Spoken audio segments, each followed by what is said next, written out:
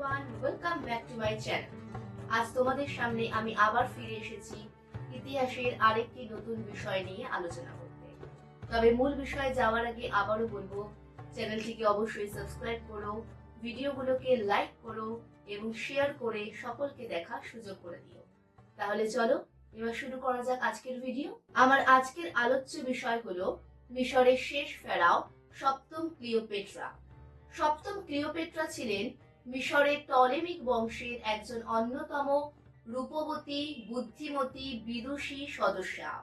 323 খ্রিস্টপূর্বাব্দে মানে 323 বিসিতে গ্রিক বীর আলেকজান্ডারের মৃত্যুর পর তারই একজন বিশ্বস্ত সেনাপতি তিনি মিশরে ক্ষমতা দখল করেন এবং সেখানে টলেমিক বংশ প্রতিষ্ঠা করেন। তবে এই বংশের কোনো সদস্যরাই কিন্তু মিশরীয় ভাষা শিখতেও চাইতেন না। তারা প্রত্যেকেই গ্রিক ভাষায় ব্যবহার করতেন এবং সেক্ষেত্রে একমাত্র ব্যতিক্রমী ছিলেন সপ্তম ক্লিওপেট্রা। সপ্তম ক্লিওপেট্রা তিনি যে কেবল মিশরীয় ভাষা শিখেছিলেন বা মিশরীয় ভাষা ব্যবহার করতেন তাই নয়, সেই সঙ্গে তিনি তার নিজের জীবনকে একজন প্রাচীন মিশরীয় দেবীর পুনর্জন্মের রূপ বলে মনে করতেন। সপ্তম ক্লিওপেট্রার জন্ম হয়েছিল 69 বিসিতে। এক্ষেত্রে বলে রাখি, ক্লিওপেট্রা এই নামটির আক্ষরিক বা আভিধানিক অর্থ হলো গ্লোরি অফ দ্য ফাদার। তিনি তার নিজ পিতা চতুর্দশ টলেমি অলেটেসের সঙ্গে যুগ্মভাবে রাজ্য শাসন করতেন এবং পিতার মৃত্যুর পর তিনি তার দুই ভাইয়ের সঙ্গে যৌথভাবে রাজ্য শাসন করেছিলেন। এবং এক্ষেত্রে একটি উল্লেখযোগ্য বিষয় হলো, তৎকালীন মিশরীয় প্রথা অনুযায়ী সপ্তম ক্লিওপেট্রা তিনি তার নিজের দুই ভাইকে বিবাহ করেছিলেন। রোমান গৃহযুদ্ধের মধ্যে দিয়ে সপ্তম ক্লিওপেট্রা তার অবস্থানকে অনেকটাই শক্তিশালী বা সুসংহত করে তুলেছিলেন। 48 বিসি নাগাদ রোমান সাম্রাজ্যে যে গৃহযুদ্ধ হয়েছিল তাতে পরাজিত হয়েছিলেন বিদ্রোহী সেনাপতি পম্পেই এবং তিনি পরাজিত হয়ে যখন আলেকজান্দ্রিয়ায় পালিয়ে যান তখন মিশরের সিংহাসনে রাজত্ব করছিলেন সপ্তম ক্লিওপেট্রার ভাই ত্রয়োদশ টলেমি এবং এ সময় ত্রয়োদশ টলেমির নির্দেশে বিদ্রোহী সেনাপতি পম্পেইকে এক ধারালো ছুরির আঘাতে হত্যা করা হয়। এই ঘটনার কয়েকদিনের মধ্যেই জুলিয়াস সিজার তার বিশাল সৈন্যবাহিনী নিয়ে মিশর আক্রমণের উদ্দেশ্যে রওনা হন এবং ত্রয়োদশ টলেমি নানাভাবে বারবার চেষ্টা করেও জুলিয়াস সিজারকে কোনোভাবে তিনি পরাজিত করতে পারেননি। পুরো বিষয়টা সপ্তম ক্লিওপেট্রা খুব ভালোভাবে পর্যবেক্ষণ করেছিলেন এবং তিনি বুঝতে পেরেছিলেন যে রোমান সাম্রাজ্যের একক অধিপতি শক্তিশালী জুলিয়াস সিজারকে কখনোই সহজে যুদ্ধে পরাজিত করা সম্ভব নয়। বরং সপ্তম ক্লিওপেট্রা তার বুদ্ধিমত্তার দ্বারা বুঝতে পেরেছিলেন যে জুলিয়াস সিজারের প্রয়োজন মিশরের অপরিমিত ধন সম্পদ এবং ক্লিওপেট্রার নিজের প্রয়োজন মিশরের সিংহাসনের ওপর তার আধিপত্য বা ক্ষমতা বজায় রাখা। তাই সপ্তম ক্লিওপেট্রা যথার্থই উপলব্ধি করতে পেরেছিলেন যে যদি রোমান সাম্রাজ্যের একক অধিপতি জুলিয়াস সিজারের সাপোর্ট পাওয়া যায়, তাকে নিজের পাশে রাখা যায়, নিজের পাশে পাওয়া যায়, তাহলে তিনি খুব সহজেই মিশরের সিংহাসনের ওপর নিজের আধিপত্য এবং ক্ষমতা বজায় রাখতে পারবেন। সপ্তম ক্লিওপেট্রার এক অসাধারণ ক্ষমতা ছিল পুরুষদেরকে আকৃষ্ট করার, কারণ তিনি যেমন ছিলেন রূপবতী তেমনই ছিলেন বিদুষী এবং বুদ্ধিমতী এবং তিনি তার এই ক্ষমতাকে সম্পূর্ণভাবে কাজে লাগান এবং প্রচলিত কাহিনী অনুযায়ী বলা হয় যে তিনি এই সময় জুলিয়াস সিজারকে আকৃষ্ট করার জন্য তাকে এক বিশাল অপূর্ব কার্পেট উপহার দিয়েছিলেন এবং যখন জুলিয়াস সিজার সেই কার্পেট খোলেন তখন তার মধ্যে থেকে বেরিয়ে আসেন এক অপরূপ সুন্দরী যুবতী, স্বয়ং সপ্তম ক্লিওপেট্রা।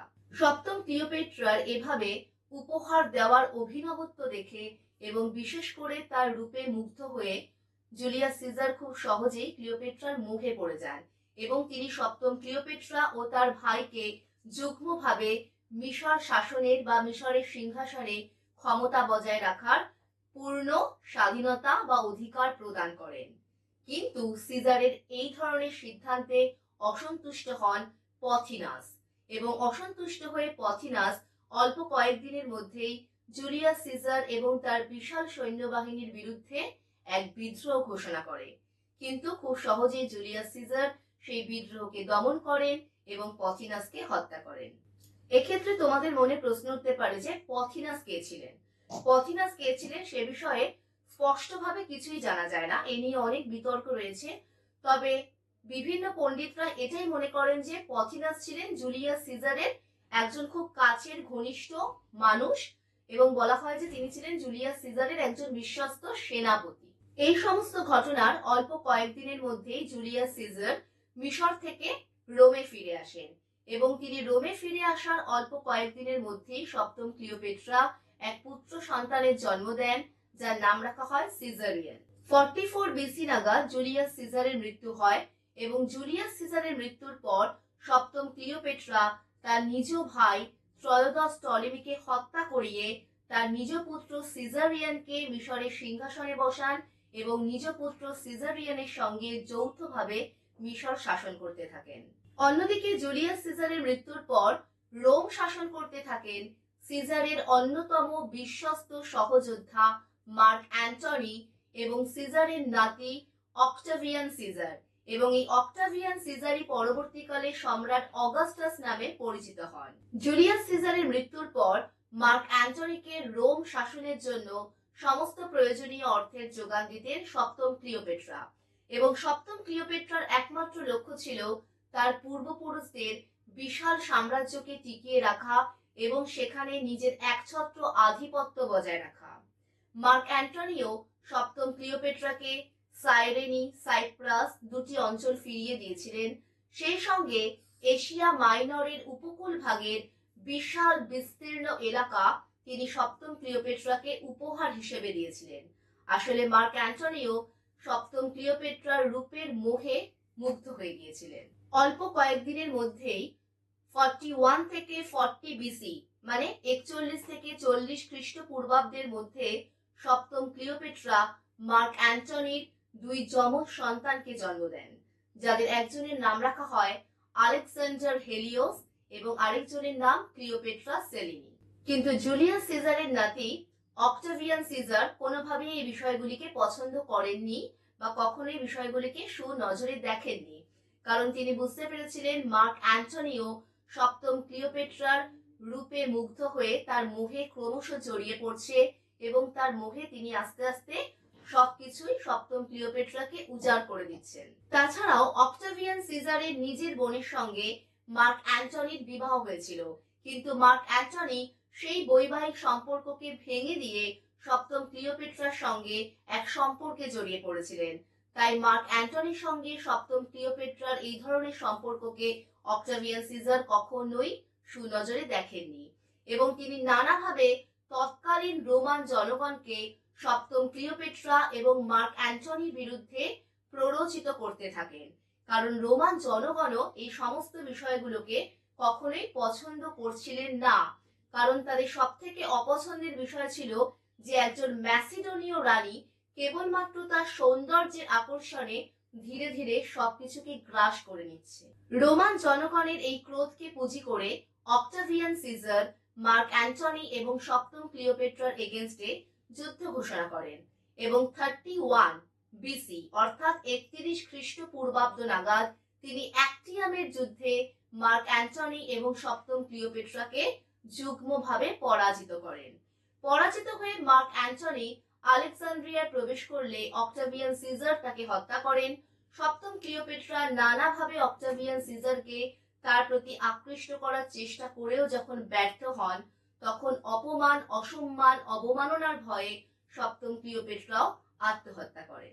অক্টাভিয়ান সিজার এ সময় সপ্তম ক্লিওপেট্রাকে পরাজিত করে কেবল মিশর দখলই করেননি, তিনি মিশরকে সম্পূর্ণভাবে একটি রোমান প্রদেশে পরিণত করেন এবং তাই সপ্তম ক্লিওপেট্রাই ছিলেন মিশরের শেষ ফেরাও। তবে সপ্তম ক্লিওপেট্রার মৃত্যু নিয়েও যথেষ্ট বিতর্ক রয়েছে। অনেকেরই মত তিনি সুইসাইড বা আত্মহত্যা করেছিলেন এবং সেক্ষেত্রে তিনি কোনো বিষাক্ত মিশরীয় কোবরার কামড়ে আত্মহত্যা করেছিলেন। আবার অনেকে মনে করেন সপ্তম ক্লিওপেট্রাকে হত্যা করা হয়েছিল। রোমান যুগের বেশ কিছু লেখক যেমন স্ট্র্যাবো, প্লুটার্ক, ক্যাসিয়াস ডিওর মতে সপ্তম ক্লিওপেট্রা কোনো ধরনের বিষাক্ত মলম নিজের শরীরে প্রয়োগ করে আত্মহত্যা করেছিলেন। আবার অনেকে মনে করেন তিনি চুলের কাটার মতন কোনো ধারালো সরঞ্জাম দিয়ে কোনো বিষকে নিজের শরীরে প্রয়োগ করে আত্মহত্যা করেছিলেন। তবে তার মৃত্যু কিভাবে হয়েছিল তা নিয়ে বিতর্ক থাকলেও একথা ঠিক যে ৩৯ বছর বয়সে আলেকজান্দ্রিয়ায় তার মৃত্যু হয়েছিল ৩০ খ্রিস্টপূর্বাব্দের ১০ই বা ১২ই অগস্ট। সপ্তম ক্লিওপেট্রার মৃত্যুর পর এবং মিশরকে পুরোপুরিভাবে দখল করার পর অক্টাভিয়ান সিজার বা সম্রাট অগাস্টাস তিনি ক্লিওপেট্রার ২ পুত্রকে হত্যা করেন এবং তার একমাত্র ১০ বছর বয়সী কন্যাকে বিবাহ দিয়ে অনেক দূর দেশে পাঠিয়ে দেন এবং এভাবেই শেষ হয় মিশরের শেষ ফেরাও, রূপবতী, সুন্দরী, বুদ্ধিমতী, বিদুষী রানী সপ্তম ক্লিওপেট্রার রোমাঞ্চকর জীবন কাহিনী। তো এই ছিল আজকে আমার মিশরের শেষ ফেরাও সপ্তম ক্লিওপেট্রাকে নিয়ে এক ছোট্ট উপস্থাপনা। আশা করি তোমাদের সকলের ভালো লেগেছে, তোমরা অনেক ইনফরমেশন পেয়েছো এই ভিডিও থেকে। তাও যদি তোমাদের টপিক রিলেটেড কোনো কোয়েশ্চেন থাকে, কোনো ডাউটস থাকে, তাহলে অবশ্যই আমাকে কমেন্ট বক্সে কমেন্ট করে জানিও। তো আজকের মতো এটুকুই, আবার ফিরে আসবো অন্য কোনো দিন অন্য কোনো টপিক নিয়ে অন্য কোনো ভিডিওতে। ততক্ষণ সকলে ভালো থেকো, সুস্থ থেকো, নমস্কার।